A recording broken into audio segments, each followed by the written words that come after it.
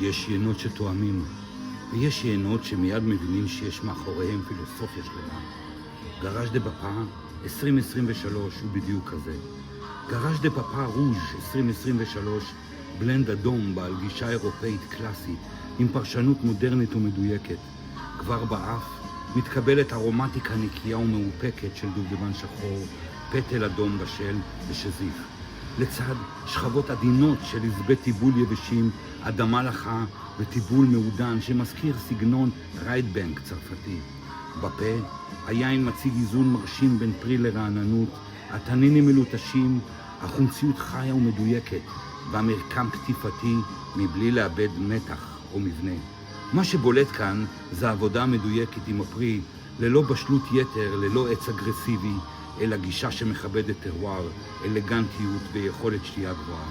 הסיומת ארוכה, מינרלית ומעודנת, עם נוכחות שנשארת גם הרבה אחרי הלגימה.